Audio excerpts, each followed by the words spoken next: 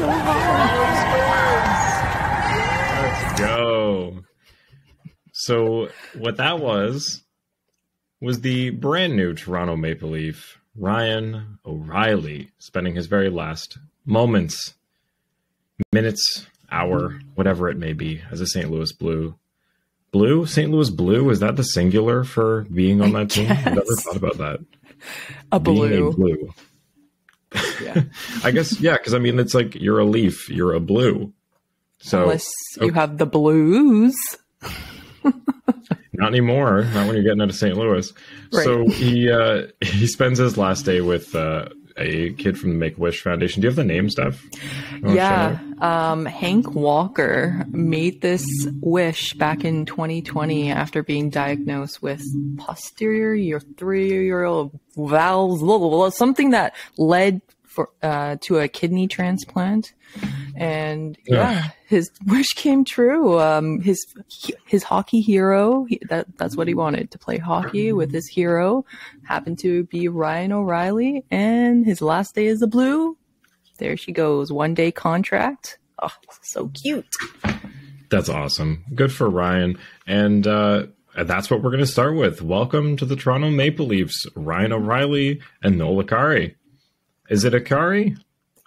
Acciari. It's a Acciari? CH, because I think it's an Italian last name. The double C makes it I was going to say it looks Italian. Yeah. Acciari. Acciari. But yeah, no, just this clip essentially sums up the kind of guy that Ryan O'Reilly is, right? Like, he is an ultimate leader, goes beyond to do things for the community. I mean, he's won a Lady Byng. He's a Stanley Cup winner, Conn Smythe, Selke, one of the best two-way forwards in the league, on the dot as well. Come on. This is exactly what we needed. Yeah, I mean, we talked about this back. We pulled the 2 episodes up. It was December 15th and 28th, I believe, our 2 episodes. They're marked in the description of them as Ryan O'Reilly and Ryan O'Reilly again. Yeah. So we did talk quite a bit about this. I know there were a lot of names floating around there, but finally we find out who Dubas has been sneaking around about. So the Leafs acquire Ryan O'Reilly and Noel Acciari in a 3-team trade with St. Louis and Minnesota. St. Louis receives Mikhail Abramov and Adam Gaudette, Toronto's first-round pick in 2023 and Ottawa's third, and Toronto's second in 24. Minnesota receiving Toronto's fourth. And with that fourth, they get Josh Pilar and another 25%, or half of Ryan O'Reilly's contract, because to sum it up real quick, every team can only retain 50% of a contract. So by involving a third team, they get another team to take on 50% of the 50%. Leafs winding up with a 25% retained, 1.875 cap hit. Damn. Captain. So lots of... you know what? The thing that I wanted to say about this, and I know I'm going to criticize it even though it's a Leafs trade. All I can say is it's a good thing the salary cap works. Yeah. Right.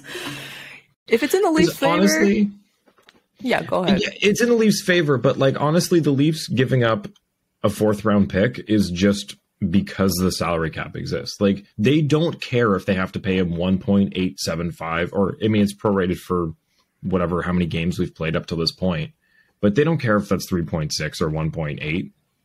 The money means nothing to them. It's the cap hit that they have to make work. So really, they just lost a 4th-round pick because of the salary cap, when really the point of the cap of having them not spend the money, it was irrelevant here. So it's just another example of why the cap is stupid.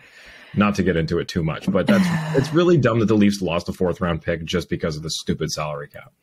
And Minnesota essentially bought straight up a 4th-rounder for 2024 because they're like, okay, 25%, I'll take that deal. Maybe it'll work out. I don't know what was going through their minds.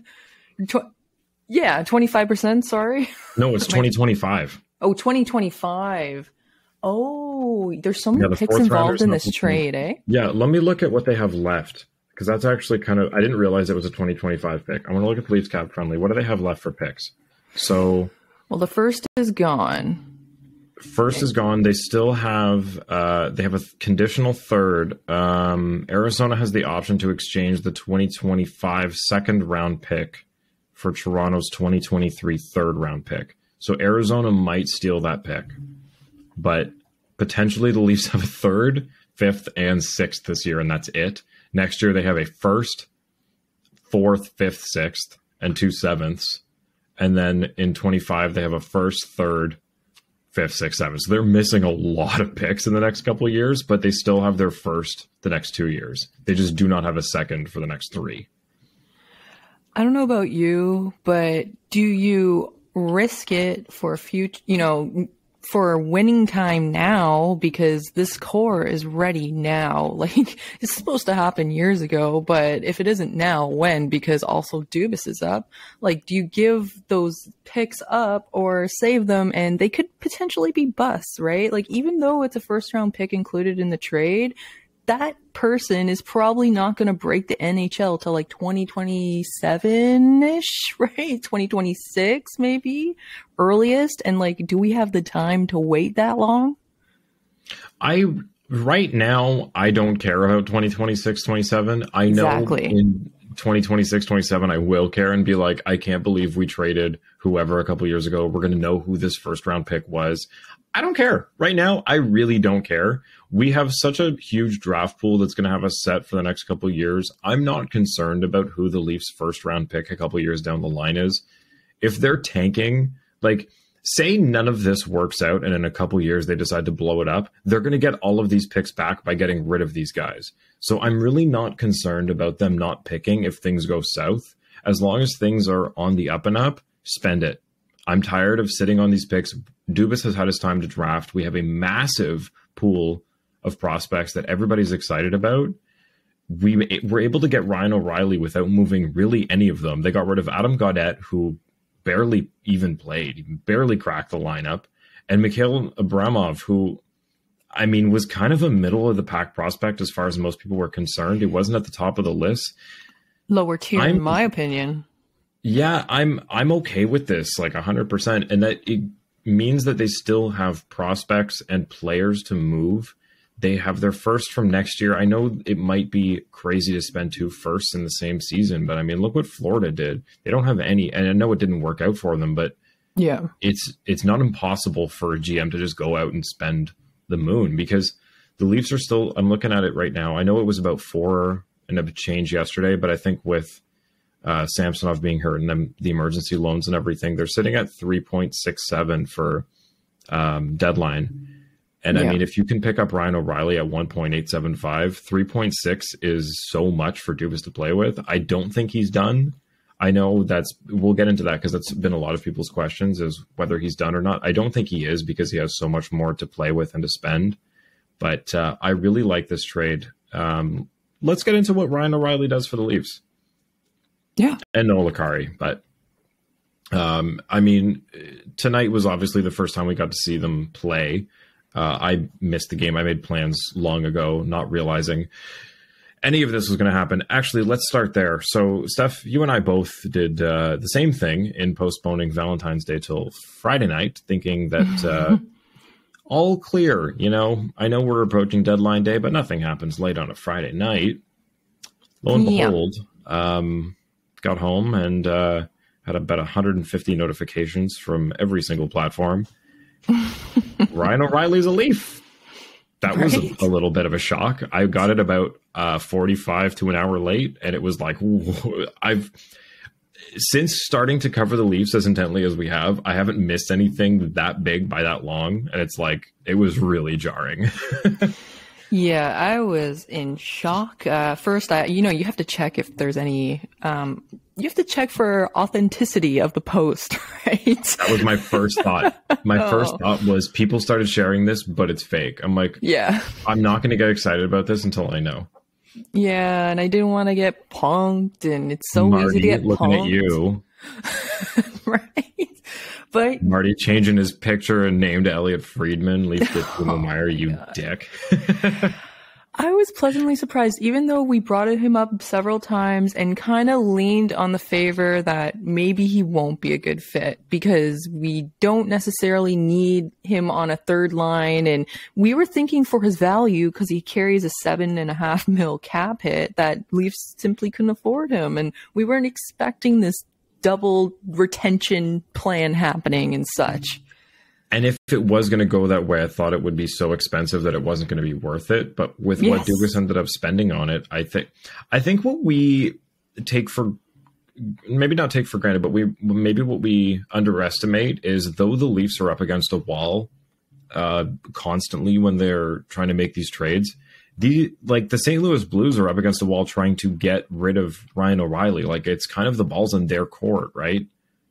They have to either move on from him or just burn the season and not get anything. So, I mean, I'm sure people are lowballing them because, you know, it's kind of on them to take whatever trade happens because they have to make the trade. The Leafs don't have to acquire Ryan O'Reilly, right? They can go somewhere else.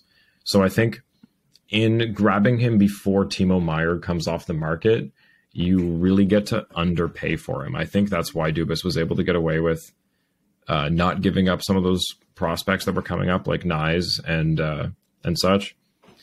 Look, I'm not saying he didn't spend a ton. Like the first and second and third and fourth are essentially gone now. But in what he got for it, I think it was a very good value trade.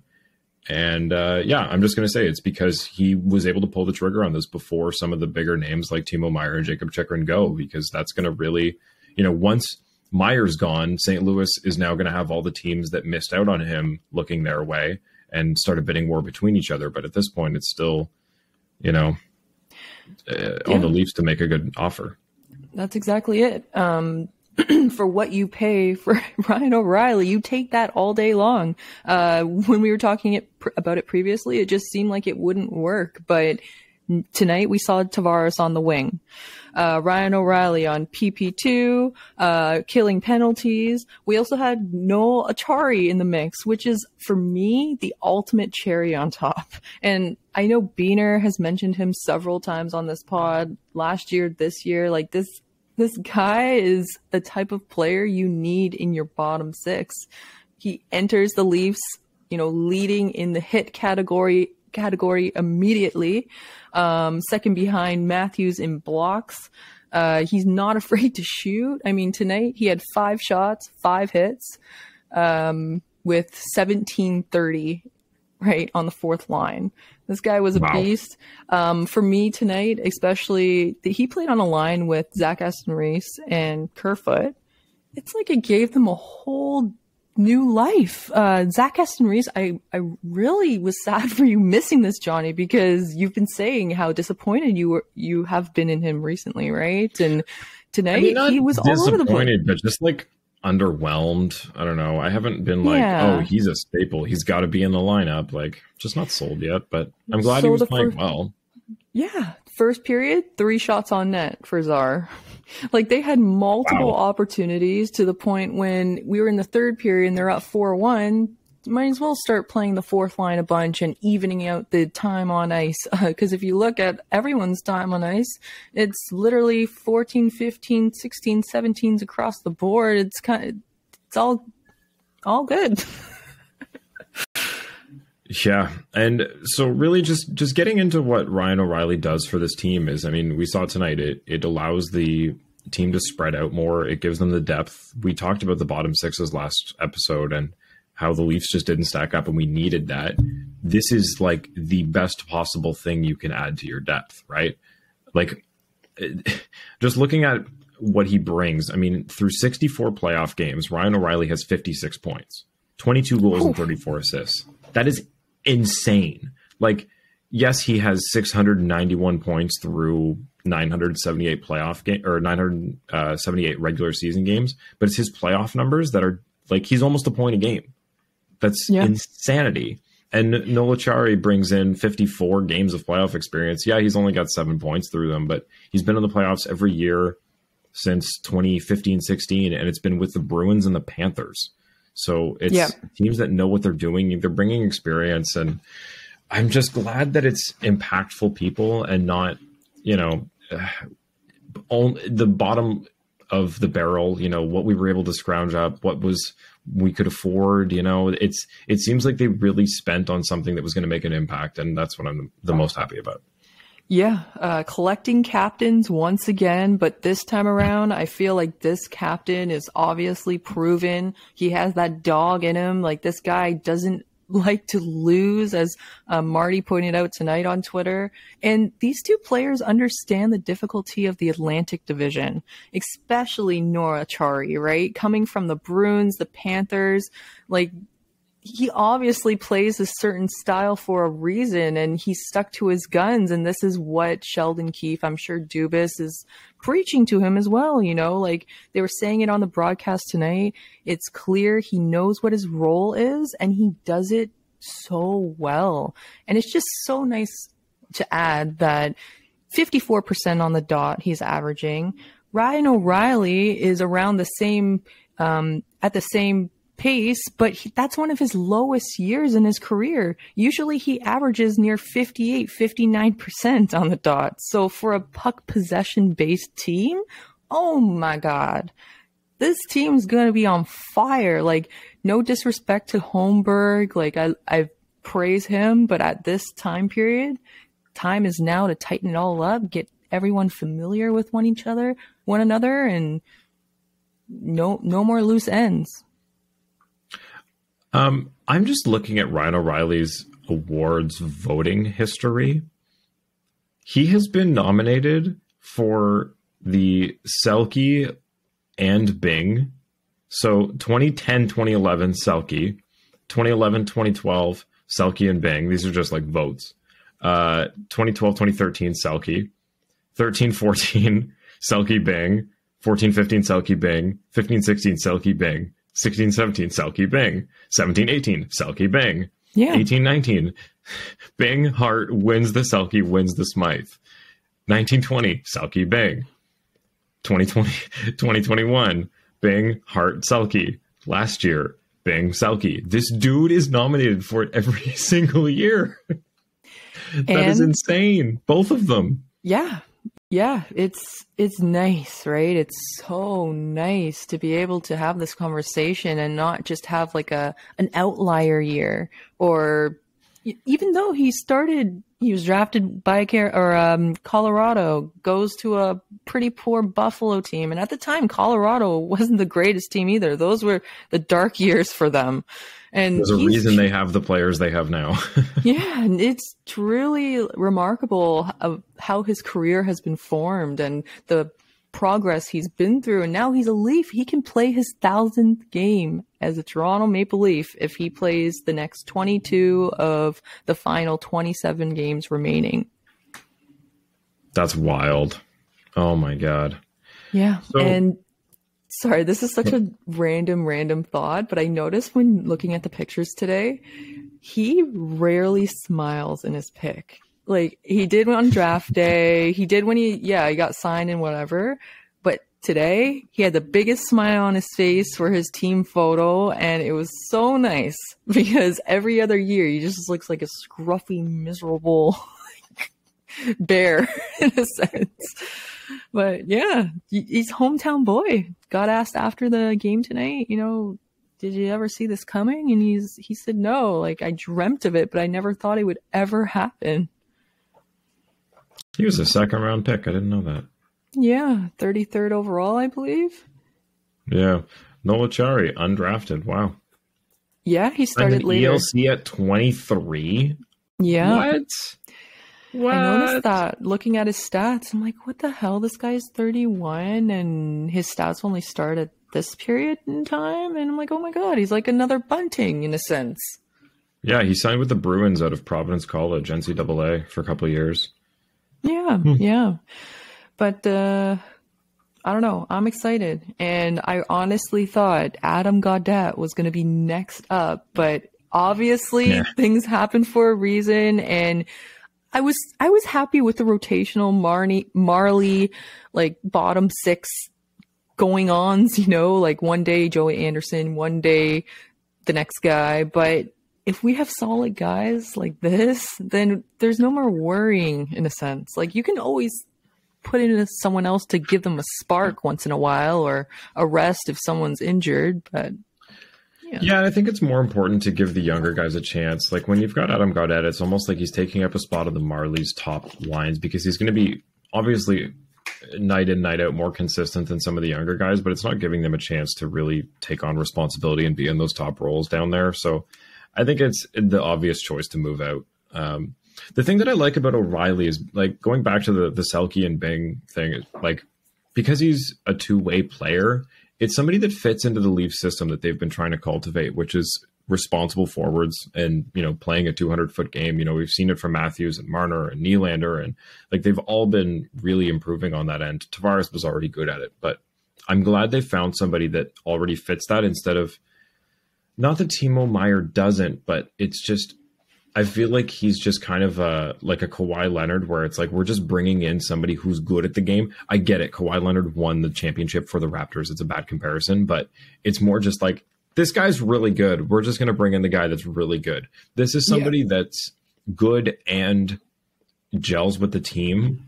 There's A, the hometown vibe, and B, I'm drunk, so I'm listing things alphabetically, and C, he plays that full defensive game. Like, it's nice that the Leafs have responsible forwards, especially with how much emphasis has been put on how irresponsible some forwards on other teams, Vancouver are, Edmonton, Winnipeg. It's all Canadian teams. Wow. At going back and playing defense. So yeah. Yeah. I don't know. I'm happy. And tonight, the lines, like the bottom six, you had Zar, Achari, Kerfoot, Engvall, Kampf, Yarncroke, and then Zar, Achari, Kerfoot. It felt like, it didn't feel like we had a fourth line. It kind of felt like Chris Hurley's idea of having like a 1AB and then a 3AB sort of line combination because our first two lines are elite. So obviously I didn't get to see the game. So O'Reilly wasn't the third line center. They put him on the second line and bumped Tavares to the wing. Yeah. Which is the thing that we all talked about and said, like, that's kind of crazy. In your opinion, do you think that's the better move than spreading him out and putting him to third line center with like Kerfoot and Engvall? You know, they did have their chances tonight. The first period, I mean, the first shift alone, O'Reilly looked great, had two chances. The thing was, JT, it was clear that he's not used to playing on the wing. And the only time that would really happen is like, Team Canada games where you're playing with a bunch of superstars out of position or something like that, in an all-star game or whatever. But he was a -1, JT. He had 2 shots, 3 hits, but I don't know. I saw a lot of complaints online. I think it's still possible. They can gel. I'm not against putting Ryan on the third line either. I mean, Keefe said before the game he has unlimited options now with the capability. Yeah, because just looking at the daily faceoff here. So first power play, JT, Marner, Nylander, Riley, Matthews. Second power play, O'Reilly, Bunting, Yarncroke, Sandin, Liljegren. That's disgusting. Like the fact that you can spread O'Reilly out to your second power play center is crazy. Like, while also stacking the first line with 4 forwards. Yeah. Seriously, it was such a big improvement tonight, especially starting some of the power, or one of the power plays at least, with the second unit. And you didn't feel like, oh, you're kind of waiting for the core to come out and save the day sort of thing. Like, they were firing on all cylinders. And O'Reilly got his first apple tonight as a Leaf, and that was off a Michael Bunting goal and Yarncroke assist. So it's working so far. I mean, obviously so much has happened in the last 24 hours, and they had to fly today and do everything right, but I think it gets better. Well, what I really like seeing here, it doesn't match what the line combinations were supposed to be tonight, but the most time on ice for a penalty killing forward, because Liljegren had the most team wide, Noel Achari, over a minute tonight of shorthanded time, and Ryan O'Reilly with 30 seconds of shorthanded time. So I'm glad that Keefe is immediately trusting that these guys know what they're doing and putting them into high responsibility positions and leading the effort there. Because look, it's a game against Montreal. You can kind of throw everybody in and say, great, how does this work without easing everyone into it? Throw them into the fire. What happens? You've got O'Reilly leading your second power play and your second penalty kill and your second line. Yep. True leader through and through, and Achari is the cherry on top here. I love it. I love it. There's more to come, I assume, but tonight was great, and I'm really sad you missed it. Me too. Oh my God. But played some fun games, did some board game night stuff. Nice. So, it was a good time. Yeah. Fun fact. Go ahead. Go ahead. I was going to talk more about Ryan O'Reilly. No, fun fact, do it. Ryan O'Reilly. I was going to talk about the game we played, but I can't actually remember the name of it. Oh. Well, Ryan O'Reilly, number 90. First time in Leafs history, Ooh. Number 90. So that he's a little piece there. He'll forever hold with him. Also, he's a no visor player. If anyone did not notice tonight, there's only 7 left in the NHL, and the Leafs have 2 of them. Can you guess the other one? Fun. Is it David Kampf? No. It's a grandfathered in thing, so they've been around a little longer, right? Nope. Jordy Ben. Jordy Ben. There it is. Yeah. And then Achari's number 52. Who last wore 52, Roscoe? Oh, when was it? A while ago. We talk about him often sometimes, but he hasn't played with the Leafs for a good while now. What era? It's like he never leaves. He's just always a Leaf. What era? Through and through. Early Matthews days, right before Matthews as well. Ooh. Kessel days. 52? Yeah. You got this. Defenseman? Yes.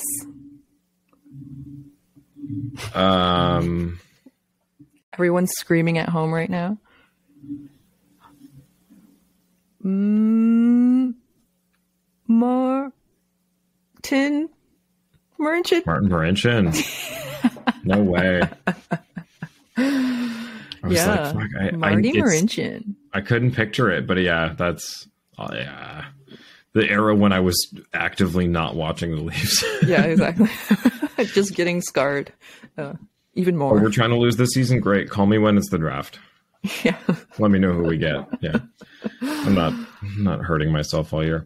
But yeah, I don't know if you've played this game before. It's like kind of like a combination of a bunch of different games, but there's like a stack of cards and you draw a bunch of them and you have to, it's kind of like the pyramid game and charades and taboo, but like you have to get people to guess what word is on the card, and you can say like anything as part of the description that it gives you. But then the second round you have to do it as charades, and the third round you have to do it as just one word. So it gets like harder and harder. I've probably seen that game. I don't know, but we have a huge cabinet of games. We always bring a ton of games to every game night. We actually pack a miniature suitcase when bringing the games. Oh my gosh, so many. But I love game nights. I was in college during the height of Cards Against Humanity. So my mom for a couple of years just was getting me like the expansion packs for it. So I have like the Trump and Hillary pack, the Weed pack, the 90s nostalgia pack, the 80s nostalgia pack. Like so many of these different ones. They're fun. It's just I have a lot of cards for that game. You got to buy the hardcover little case thing to pack all your cards in. I have it, the bigger, blacker box.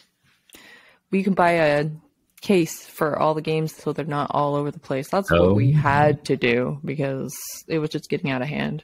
So now you open up the case and there's like 20 games you could pick from with no boxes. You just grab it and go. Cool. You'll have to send me that. Yeah. Do you know about the big box for the Cards Against Humanity cards? Yeah. And the secret card? We usually play Disturbed Friends instead of Cards Against Humanity. Because it's funner. And I have like the X-rated version of all the games. Nice. But anyways, so what Leafs I won. think... Leafs won. Michael Bunting has a great night with 2 goals. Anything you want to chat as far as the goals go? Because, I mean, we've got more to talk about as far as trades and stuff go. All I want to say is that, of course, Josh Anderson, certified Leaf killer. Certified. Oh, my God. 13th goal of his career against the Leafs, of course. And, this all starts in the second period. I mean, the first period, there were some great points. It just seemed like nothing was going in, or they missed the net, or ding off the crossbar, right? But something super funny, before I forget, in warm-up, Ryan O'Reilly is doing his pregame ritual, and then he showers himself with his bottle, which happens to have BioSteel in it. Oh no. So he's covered in pink shit. He's like, what the hell? Looking down at his hands, like, am I bleeding? No, wrong water bottle, but couldn't read the label. So he had to shower himself with the water and get on with his way. But that didn't affect his play because, like I said earlier, the first shift was buzzing, second shift buzzing. Leafs are on their third line change, and Habs still had their first line out. They just made their change a minute and 30 in because the Leafs just hemmed them into the zone. So much going on. Deflection, ding, like, oh my God. Shots 16-13 to end the first period. And with that, let's start the show. I'm just kidding. It's way too late to play the intro. I just realized we hadn't done that yet. It's like half an hour in. Yeah. It's like, have you ever seen those shows where the cold open plays out and then the intro starts and you have to like literally check how long into the stream this is? It's like, we're 12 minutes into the episode. It is far beyond where you're allowed to play the intro. You missed that opportunity. Don't do this. Don't do this. Anything past like 3 minutes, you missed your chance. It's the worst for... I think it was How I Met Your Mother. I noticed it the most when it would be like beyond a cold open. It's like an entire scene plays out. They change locations. They go back to the apartment, and it's like, oh, first commercial break. So let's play the intro. It's like no. You can't do that. Play it at the beginning, then. Well, for any new listeners, welcome back to Leafs Late Night. Presented by Inside the Rink. This is Steph the Fanalyst. I'm with Roscoe, who forgot to click the button. And now we're back to the game. Yeah. Now we're back. You can finish up with the game. There's more, like I said, there's more trade stuff I want to talk about, but I missed this. So I'll get to see the debut of these guys tomorrow night.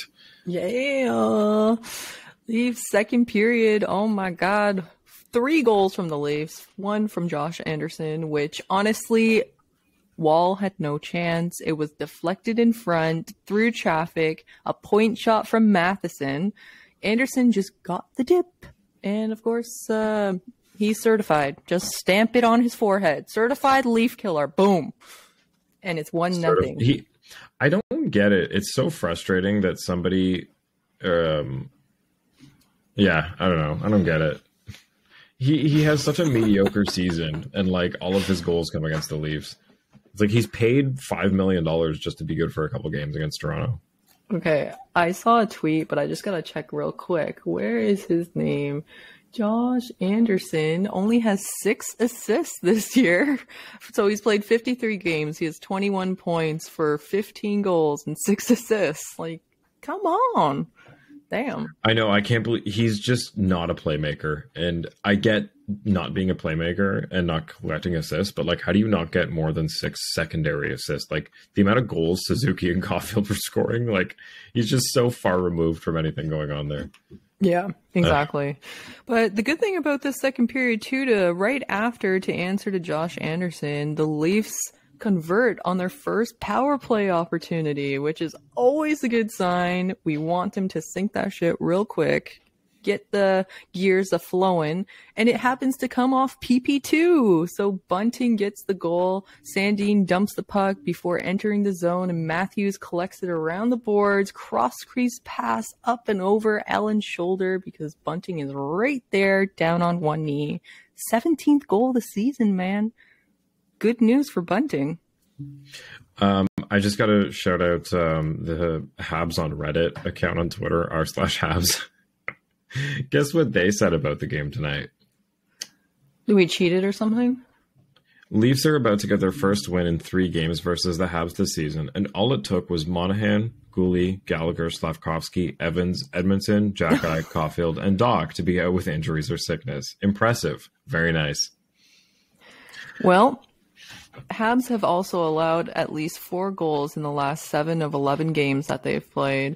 They just lost to Carolina 6-2, and what the fuck is going on? Marty looks really pissed behind the bench. He looked mad the entire time, and I don't know, man. It's a problem when your newest people, like your prospects, are coming in, your rookies are kind of carrying the game for you, because you have Harris, who just signed a deal. They also had Pezzetta, who's also a beast every single game, but he's also a rookie. There was another guy on D who actually tried to challenge Matthews after he dropped Suzuki, but kind of accidentally. Like, Suzuki just fell on his ass. So Kovacevic. And Barron, and what's this guy's name? Schuneman? Ilonen, Belzil. Like, the amount of people in this game that I've never heard of, that is so unfortunate for the Canadiens. I know you're trying to lose, but, like, my God, that sucks. Yeah. Matthews literally smiles him off of him when he tries to push him, like, yeah, okay, but, like, who the fuck are you, right? Yeah. I mean, even at 30 shots, Montreal was reduced to like 8 and 9 in the second and third period. So, yeah, 41 to 30 shots. Well, good thing you're here tonight, because Pierre Engvall shoots the puck. Allen saves it. It sneaks through. Oh my God. You got to watch this replay when you get a chance. It literally drops between his legs and it trickles, and he does like a backflip to check, and it's in. And we're all shocked. Oh man. Giraffe well, power. I tried to watch it, but there's an ad, so I'll catch it in like 6, 5, 4, 3, 2, a couple seconds. So how did obviously we found out that Ilya Samsonov. Okay, actually here I'm just gonna watch the goal first. Okay, so Engvall fighting in the corner because he's big, Chad Engvall. Oh my God! See, that's how Engvall should be scoring. Slam somebody in the corner, go give me the puck. I'm bigger than you. Yeah, and just throw it on net. Like, just force your way through. I don't care if that created a rebound or went in the net. That is exactly what Pierre Engvall should be doing. I hope he does more of it, and I hope that's what playoff Engvall, Pierre Loff Engvall looks like. So Nuno on Twitter was like, "Oh no, what is Pierre Engvall going to bring to the playoffs?" And immediately after, Pierre Engvall scores. So we were saying that he summoned the beast. The beast was unleashed from Engvall tonight, and it was always nice to see, especially when you have Bunting, Engvall, Nylander, Kampf. All 4 lines worked. All 4 lines scored pretty much, right? And that's what you want out of a trade is, like, especially if you're trying to bolster everybody, right? Like, it's hard to bring 2 guys in to affect 4 lines, but that's really what Dubas did. Because you can spread people out and put them in the spots they're supposed to be instead of filling holes where you were lacking. And I think this was the best possible, move with the least spend. I did not think he'd get this much for that little out. Achari could have had a couple tonight. That similar play, like Engvall there getting in front of the net. Achari was all over that tonight and throwing his body around with 5 hits. then David Kampf, right? Third period goal. I know Nylander scored before him, but it's always just this cherry on top for me when David Kampf scores first in 28. So it's nice to see these types of guys get activated again and put on a show for the new guys and say, listen, okay, this is the type of play we're used to, and this is the expectation. Goals come from everywhere, and we're going to continue that. Yeah. Just to end off our trade talk here, especially the O'Reilly one, and then I want to talk about the goalies. I posted a poll on Twitter yesterday, right after the deal, saying, is this deal enough to get Dubas an extension? And from just under 200 votes, have you seen what the results are? No, actually. It's stayed pretty much the same from about, I would say, just under 100 here to just under 200. And it's 69% yes, beautiful trade, 31% no, results or bust.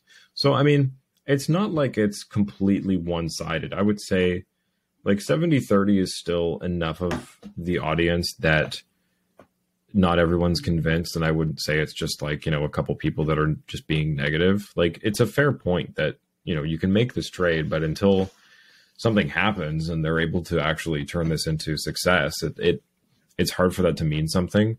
But as far as Dubas's extension goes, I mean, the trade is all he can do. Like, the actual bringing in of players is the only thing he can affect. Like, everything's in motion as far as the decisions he's made. It's all on the players after that. So I think it's hard to say that the results are on him. I think he has done with this trade, and probably one more, enough to show like he's worth keeping around. Like,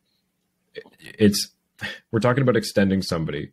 We're not talking about like, are they the best ever? Is he the most fantastic GM on the planet? I don't know. That's not what we're talking about. Do I want him to keep being the GM of this team? Yes, because I don't think there's anybody better out there right now for us that's available. Yeah. No, seriously. For the price, you can't turn it down. And even tonight, Ryan O'Reilly was 12 out of 14 on the dot. Oh my gosh. What? Yeah. Yep. Noel was a little bit less. I think he was 4 out of 11, but honestly, but he recovered, and like he had a presence on the ice and he was noticeable. So 36% on the dot, but I think that gets better with time. Yeah, and it's hard to be impactful and noticeable in your first game. And the fact that both of them were, in such high responsibility roles, like I said, Achari was killing penalties. He had the most minutes of any forward on the penalty kill tonight. Like, they at least trust him. So that's something. Joseph Wall getting his first win at the Scotiabank Arena. So Sammy out with an illness. We find that out just before the game starts. So nothing to be concerned about. Might be a bug. I think it's maybe like the flu or something. The bug forcing the e-bug, eh? Yeah. Which Sarah on our Discord pointed out that the Leafs are over the maximum amount of contracts, but it's listed in red because emergency call-up. So there's Shalgren, baby goalie, backing up Joseph Wall. And the Leafs obviously had to send down 2. So the only 2 who were not who are waiver exempt are Pontus Holmberg and Wayne Simmons. So they go down to make space. We have to call up the 2 goalies. We have one on emergency loan basis. And here we are, hoping that Sammy feels better soon so we can smile with him.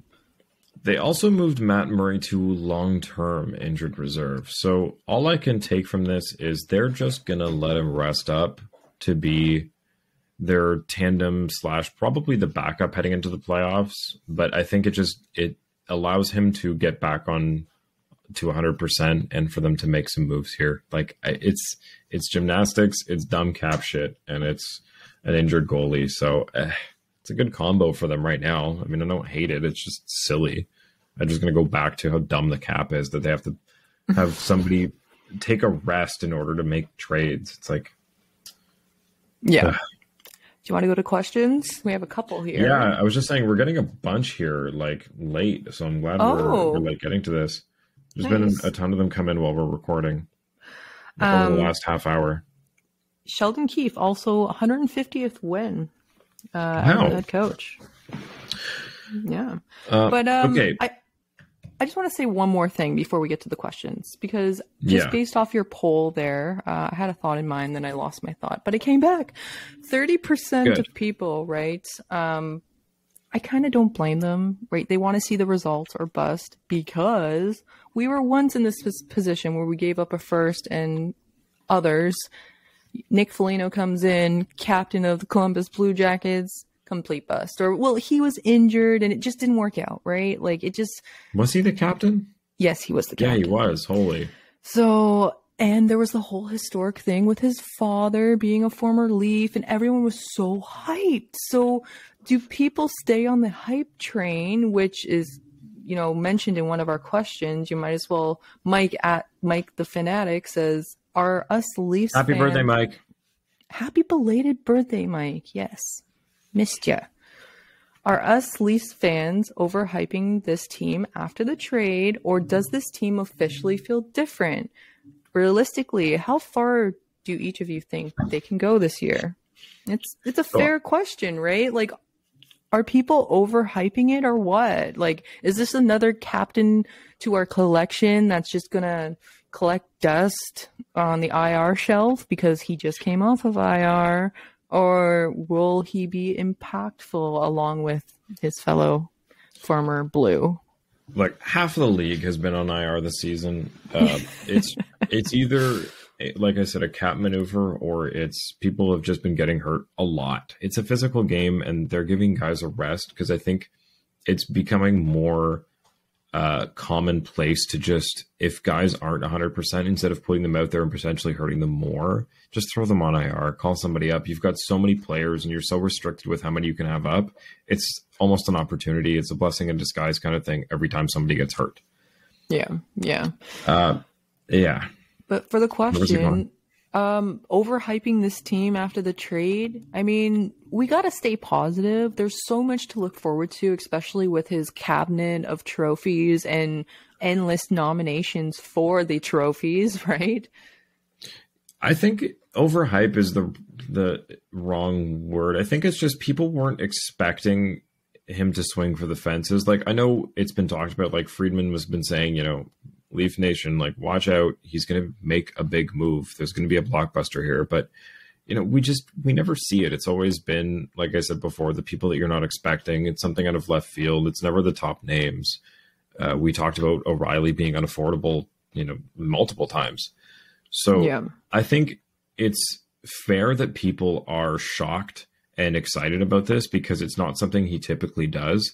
And that means that he has the confidence this year to spend something that he wouldn't normally spend. Like, I mean, if he had the same confidence last year, we would have gotten, who was the big name at the deadline last year that I'm forgetting? It wasn't huge, but good question. There was somebody. There was a lot. I can't remember. Well, last summer, anyways, the big ones were Huberdeau and Gaudreau and Tkachuk, but for deadline purposes, and, yeah. I'm trying to remember who the Colorado, big name was. Yeah, and like Tampa and Colorado acquired bottom six players that really helped them send them over the edge. And some D, like Josh Manson, for example, for the Avs, and who was it for Tampa? Here, I'm looking at deadline last year. When was it? It was like February, wasn't it? Yeah, it's 2 weeks away. No, it's March 3rd. But when did they do it last year? It was late. It was March 20 something. Yeah, here. It was like March 21st last year. Oh, okay. Max Domi, Victor Rask, Tyler Mott, Nemesnikov, Brassard,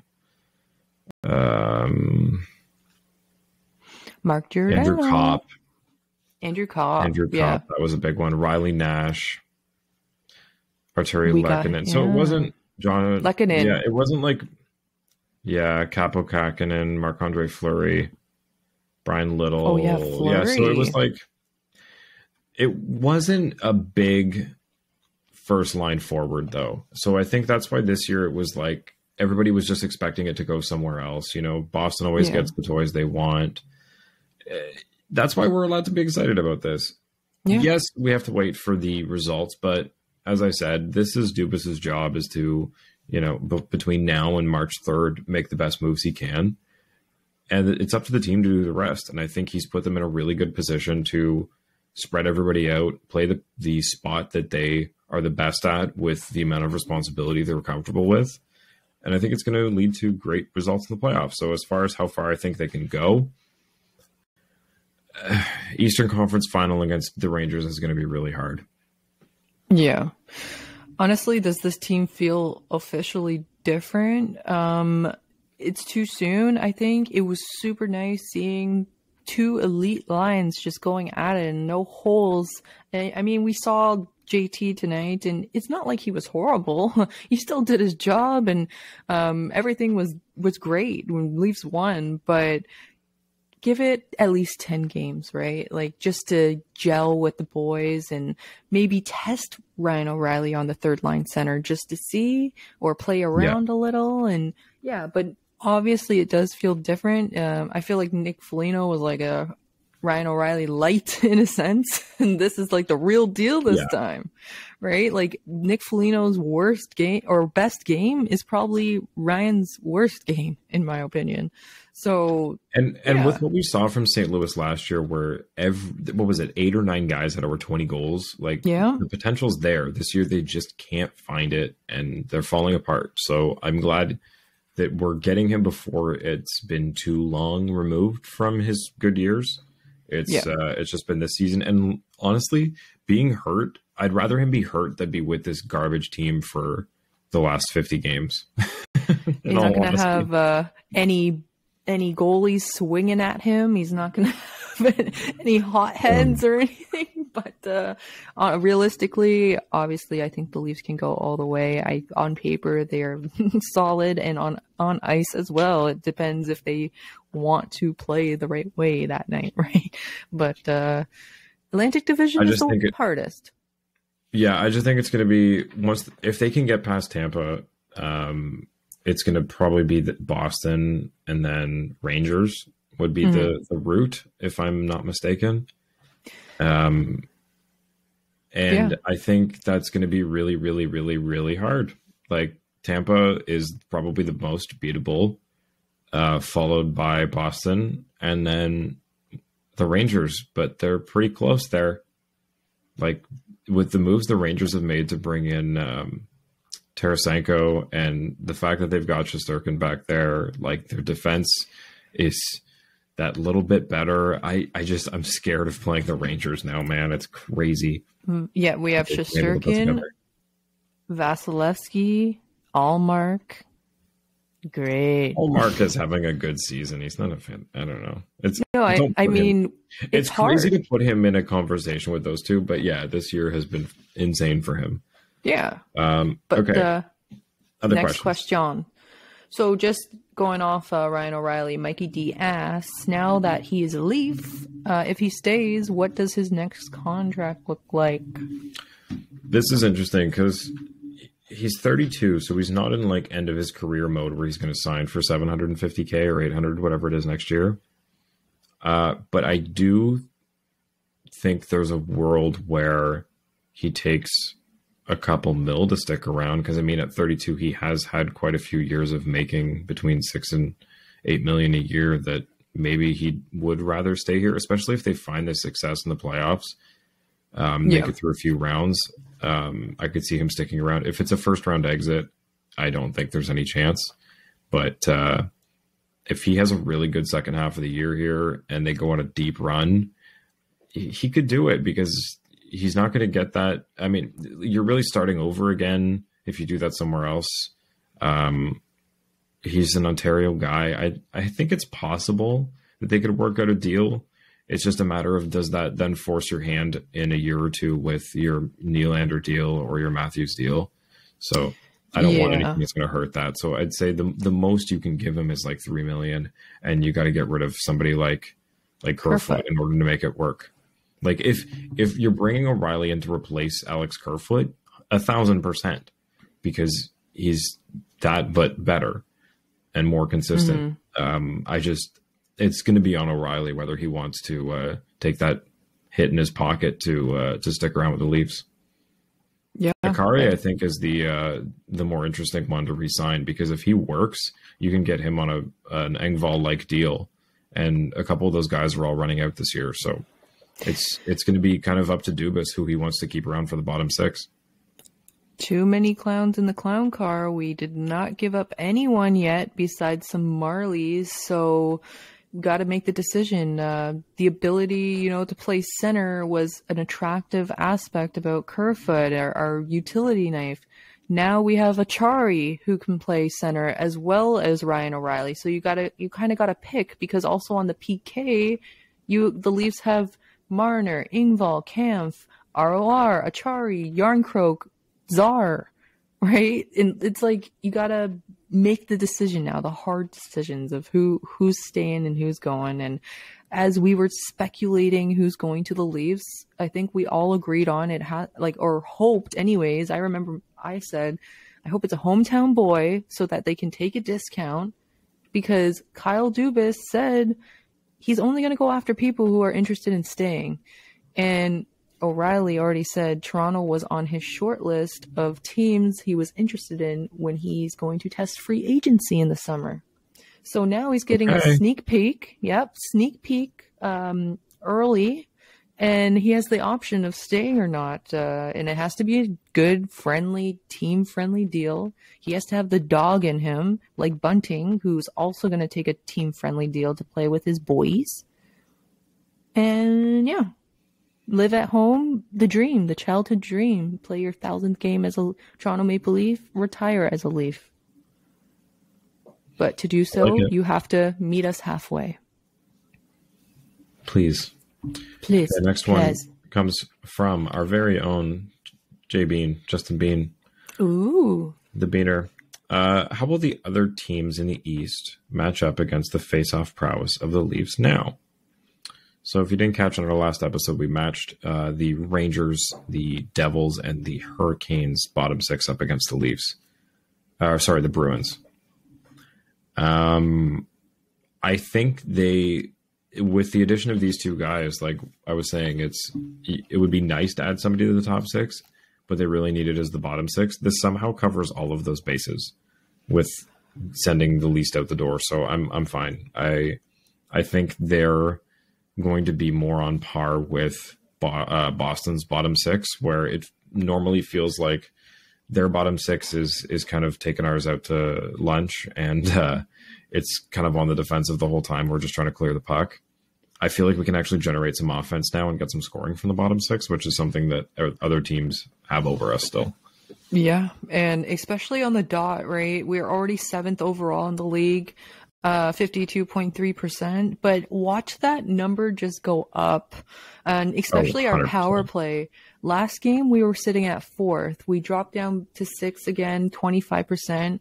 Now that we have Ryan O'Reilly on PP2, it's lethal, right? It's lethal. You have Bunting being a little snaky snake in front of the goalie. You have Yarncroke ready to shoot that at any point.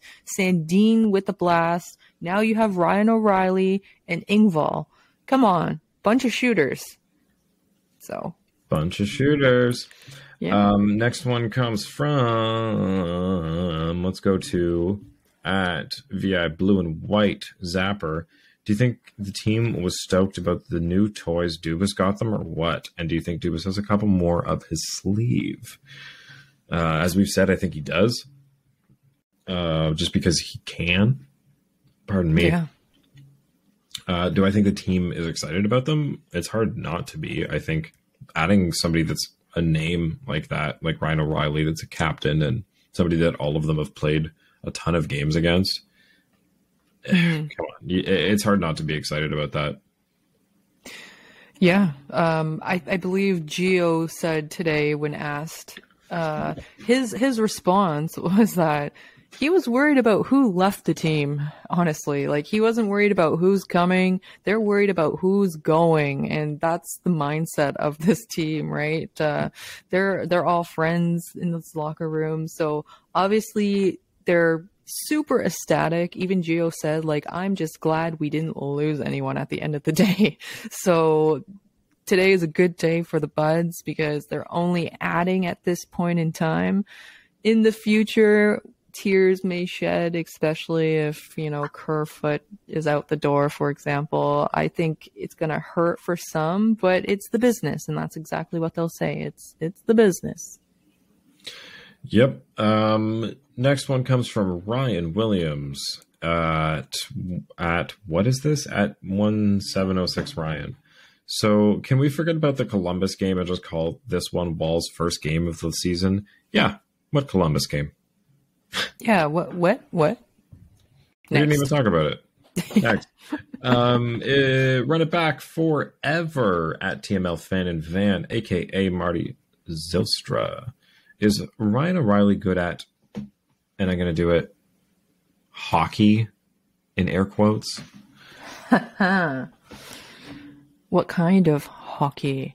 Actually, Ryan O'Reilly is, I follow the St. Louis Blues on Instagram as well. They always post clips of him practicing, using a ball against the wall with his stick, just fucking around, not even fucking around, just playing around with his hand-eye coordination. And he's really good at what he does, using different types of weighted balls and such, like kind of like what goalies do, but he does it with the stick. And of course he's good at hockey. Come on, he even has a hockey smile. So the answer, yes, Ryan O'Reilly is good at hockey. Thank you for the question. Good one. Yeah. Next comes from Benito, the Basset Hound. What's it like to have a 5-on-3 power play? I forget. Yeah, I didn't realize this until somebody pointed this out on Twitter. The Leafs have not had one, or they've had one? Yeah, so they've had 0 so far this year, whereas the Winnipeg Jets has had 3 in their last game alone. The Leafs have not been off on a 5-on-3 advantage, and they should have been so many times. So this is our tinfoil hat growing once again, and I'm totally with you, Benito the Basset Hound. That is insane. He says, I'll stop now. Had some whiskey and going to bed, catch the show in the morning. Y'all rock. You rock too, Benito. Also, did you see how mad Austin was after dragging the puck out of the corner with 2 abs on his back to pass to backdoor Bill for the tap-in? I don't think he realized they were going to call a penalty. Yeah, man, this was a nice goal. And William Nylander tonight almost did the thing he did last game, 9 seconds into the first period, wrap around the toe and in. His attempt didn't work because Allen squeezed, but this one, man, I don't know how Matthews was able to feed with all that traffic, cross crease, did not miss. Manlander he's evolved, okay? They showed the stat tonight. He's averaging, 1.17 points a game, and throughout his career, those numbers just steadily went up. Last year, it was 0.99. Damn. William Manlander. Last part of Benito's question, can I get some dogs treats? Can I get some treats, or is it only Dangle that does that? So, does Dangle give dog treats? Isn't that Victory puppy thing in the beginning, or does he give away? I don't know. I haven't watched one of those in a long time. We'll send you some treats. How about that? Send us your address. Send you some doggy treats. That's all the questions I have. I just want to say Mikey D had a fun question. What's your favorite banger from Marty Zylstra? Oh, I've shouted it out before, but there is a song that I'm always finding myself going back to.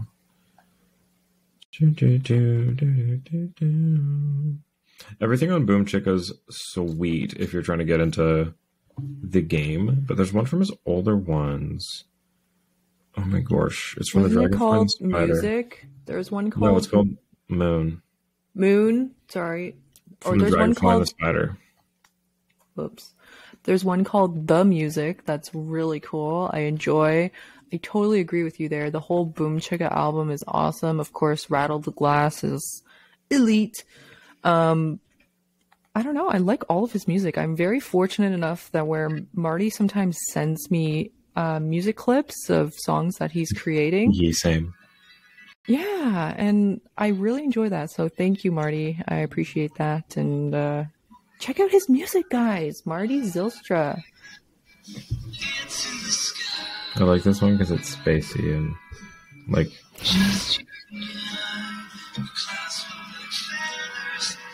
Oh, the sweet, sweet voice. Yeah, it reminds me of Animal Collective, but it's better than Animal Collective. Yeah. He's cool. So, anything you want to close out with? Because I just have one little quick thing. Nope. Tomorrow the game is at 6 p.m. Eastern time for anyone who is not aware, and we will be in Chicago. So, sweet. Yeah. Monday's Family Day. Ooh. But, no, good game. I'm glad we got the points against the freaking Habs. But, yeah. Heck yeah. Freak yeah. So I got Hogwarts Legacy. Did I talk about this in the last episode? You spoke about this. I don't know if we were recording or not. Okay. Sorry if I talked about this already, but now that I've put like 12 hours into this game, I have an honest review of it. Okay. I've had it for like a week. That's normal, right? So it's visually stunning.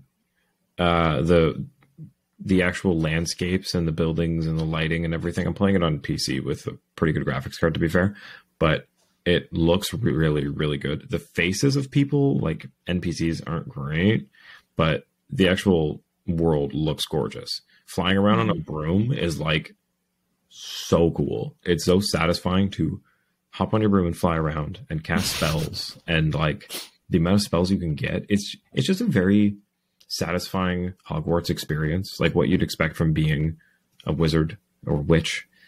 The side quests are fun. There's a lot of like stuff you can do. There's a big world to explore if you're into the Potter world. Where I don't like the game is the actual, and this sounds crazy, but like the story itself is not that great, even though the game is really fun still. Like I'm going to finish it and I'm going to enjoy all of it except for the few main story quests. Like there's so many other things you can do and explore, but like the actual things that they lead you down that they've written for this game don't make a lot of sense. It's supposed to take place 100 years before Harry Potter, and you're like this kid who joins as a 5th year student who can see ancient magic or something.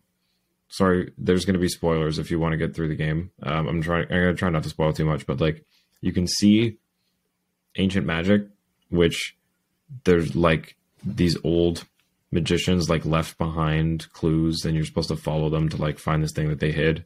And it's like, if this is 100 years before Harry Potter, does none of this come up through like the 7 books? Like, there's some things that they took liberties with, and I get it, but like this just seemed like it was out of left field. And they make you, it's main character syndrome where you're like, oh, you're special and you can see things no one else can, and you have to go on this special journey. It's like, no, I just want to be a student. I just want to like go to class and cast some spells. I don't want to do this.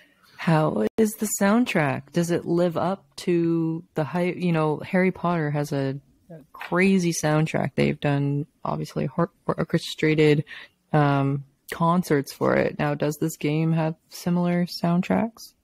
Yeah, I mean, you get the Hedwig's theme, like the John Williams,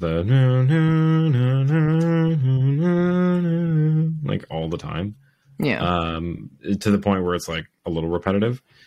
But it was kind of the fact that I took note of the fact that you can recognize an entire franchise by a short little melody that John Williams wrote, which is really cool. And he did that for, Star Wars and E.T. and Jurassic Park and all these different Home Alone, like everything that he composed for it, you can literally recognize the entire franchise by a short little melody. But the game, the music's good. I like how it kind of changes based on what you're doing. And I don't know. The fact that they built out the world around the school, like there's a bunch of little towns around, like there's not just Hogsmeade, there's little hamlets and stuff you can go to. And I don't know. I like exploring and like doing fun stuff and finding treasure and things. And I just don't like being special, if that makes sense. Well, they just made it seem like you were just like you get to go to school and be a student at Hogwarts and do fun shit. Because like, sure, like Harry, I don't know. Harry's supposed to be like special in the sense that he's special because his parents like saved him, and this guy wants to finish off what he started. It's not like he was born with like a gift. The fact that you're like born with this thing and you're just like inherently good at stuff, that just, I don't know, that just makes me feel like it's hard to, I don't know, I guess games are a lot about immersion. And when you feel like you're starting with a leg up on everybody and you have some special task that like nobody else is a part of, that like you have to go do on your own, you can't talk to anybody about it. It's just, it's not very relatable. And I know being a wizard isn't supposed to be, but you have to at least like draw parallels from things to be like, you know, if this was my life and I was a wizard. Well, what I've been doing. All that said, I give it like a 7.5 out of 10. There's a new show on Netflix called Perfect Match, which is literally another reality TV show that I have a guilty pleasure for. And it has all previous cast members from other shows. Sorry to change the topic on you, but what? Like, all of the contestants are either from Love is Blind, The Mole, Too Hot to Handle, or something related like that. They're all from next. Yes. Oh 4 my episodes. God, send me yes. This. Oh my God. And it's a dating show, so they're all dating each other. But some of them are from Love is Blind. So if you like, it's interesting. They're different worlds. They connect. And if you're a big fan of reality television, it's like kind of like RuPaul's Drag Race All Stars. It's like all your favorites come together in one show, and you're like, yay! You know what other shows like that is X on the Beach? It's a British one that they started doing in North America, but everybody on it, like the whole premise is that you go onto this island on a resort or whatever it is, and they bring people in one by one. It's the same as any other of these dating resort shows, but once they have the like core 8 or 10 people on, everybody that gets added to the group, like every episode, like a boat will come in with 2 more people, and it's their exes from the shows that they were on before. So they're all from like Big Brother UK and like all these other MTV shows. And they'll like bring on the people that they had drama with from other shows to be like, oh, fuck, it's my ex-girlfriend. It's like, what? Oh, no, sorry, babe, I'm going back with her. It's like, what? You guys have been together for like 3 weeks. It's like, no, it doesn't matter, babe. She gets me. I'm just weak for her. This show is the exact same, whereas 5 girls, 5 boys. Half of the girls and boys have already been with one another, and they admit that straight up to the camera. And already they choose to elect new people to come into the house, and literally every single time they've had a previous relation with them, or they were on the show together, or like something fucked up.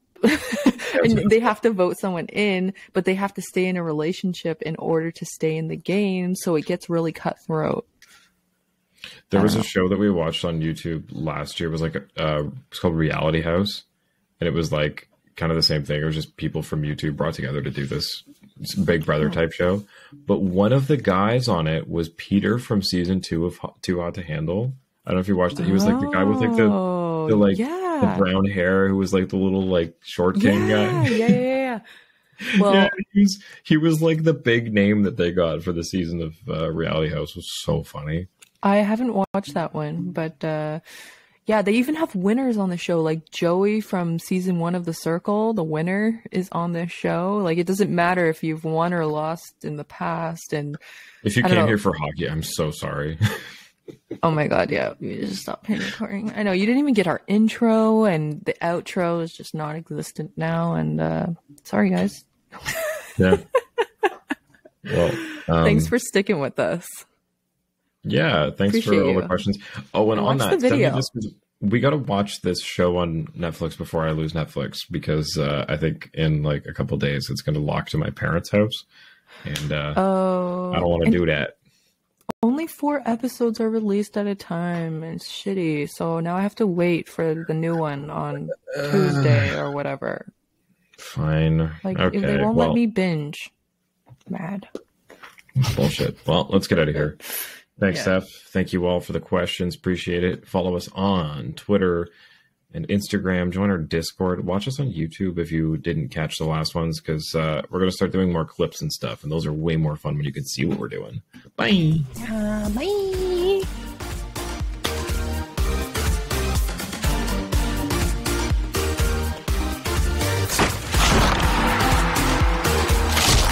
Follow us on Twitter and Instagram at Leafs Late Night, your night of post-game podcast. Available after every game on YouTube, Spotify, Apple Podcasts, Audible, and more. Ryan O'Reilly is a fucking thief. Yay.